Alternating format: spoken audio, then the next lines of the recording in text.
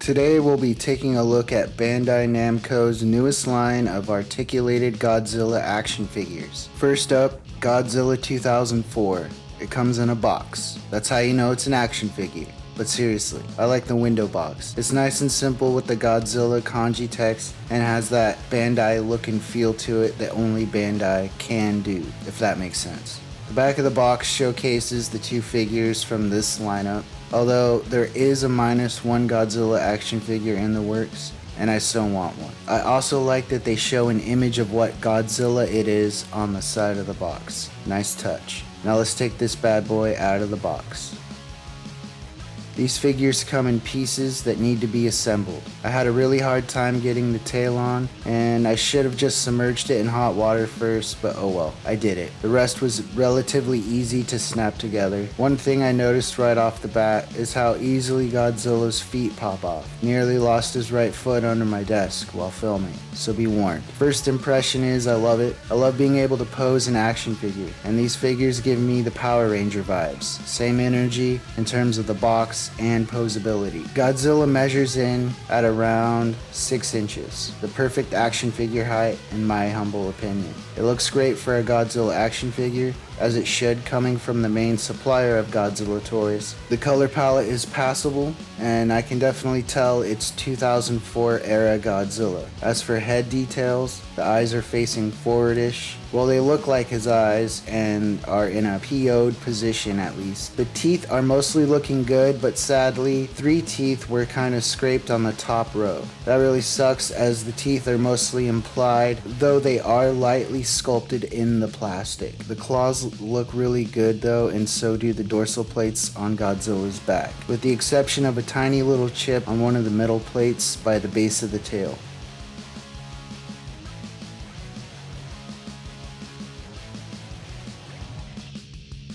As for articulation, there is a lot. Starting with the head, the jaw is a ball joint and opens and shuts slightly, but it could be way better. The lower jaw is swappable with his atomic breath jaw. I had a hard time getting the jaw to come off to begin with. Next is the neck, which is also a ball joint, and it can rotate side to side, up and down, but not all the way around. It gives Godzilla plenty of maneuverability. Next are the arms. It connects to the torso via ball joint and has a neat mechanic of snapping or clicking into place. It can rotate 360 degrees and just about any angle you need. The elbow joint is not a ball joint, it's a hinge joint. It works just like an elbow. And they also click into place. And lastly are the wrists. They're ball joints, and the wrists can rotate 360 degrees and allow the hand to be freely positioned. The torso is one solid piece sadly, but hey, getting this much articulation out of a Bandai Godzilla figure is amazing as it is. The legs are attached at the hips via ball joints as well, and can rotate 360 degrees no problem. The knee joints act just like the elbows, being hinged with limited 90-degree clicky movements. I think this helps maintain Godzilla's posture and pose, so no complaints from me there. Lastly are the ankle joints, which are ball joints, and the feet can rotate 360 degrees and allow for good footing on uneven surfaces. The tail has 3 points of articulation as well, starting with the base being a ball joint and a tough one to connect. Once secured, it can rotate 360 degrees, but has limited side-to-side movement. The midsection of the tail connects via ball joint as well, along with the tip of the tail. The midsection has the most maneuverability.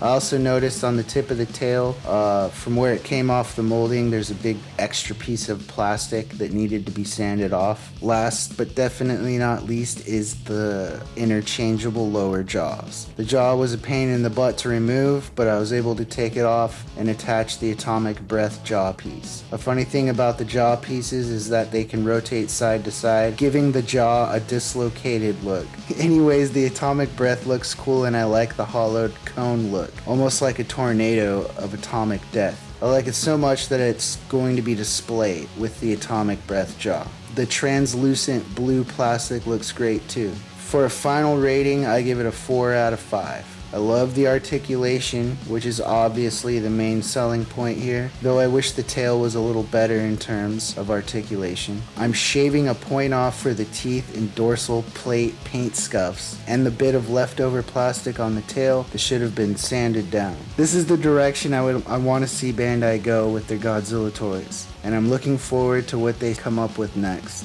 Next up is Mechagodzilla 2002 action figure from the same lineup by Bandai Namco. The box is exactly the same as Godzilla's except for the font and the picture on the side. Mechagodzilla comes in pieces as well, but way easier to assemble.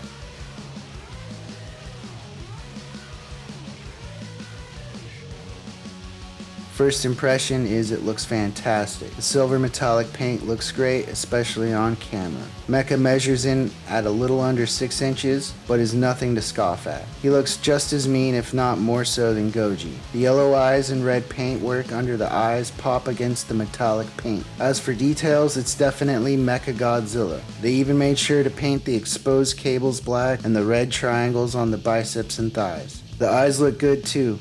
Everything looks good. No flaws that I noticed. Overall, just looks really good.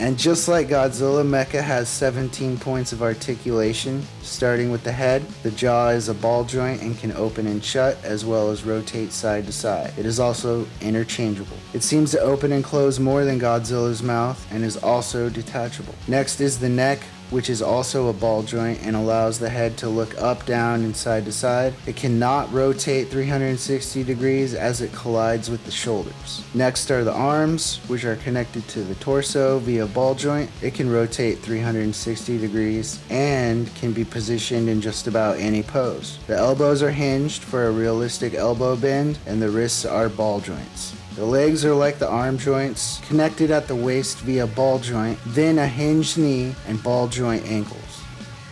One thing I missed in my initial recording was that the tail connects at the hips via ball joint, and then there's another end piece that connects that's also a ball joint. And this actually has one less point of articulation than Godzilla. So this has 16 points and Godzilla has 17 points.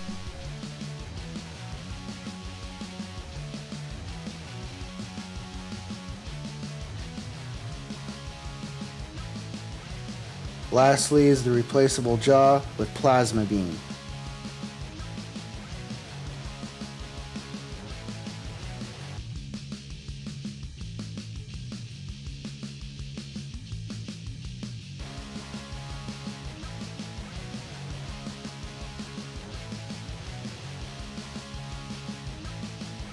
My final rating for Mechagodzilla is a 5 out of 5. This one came out pretty pristine compared to Godzilla. I definitely recommend these, and I think Bandai did a good job. Thank you for watching, and take care.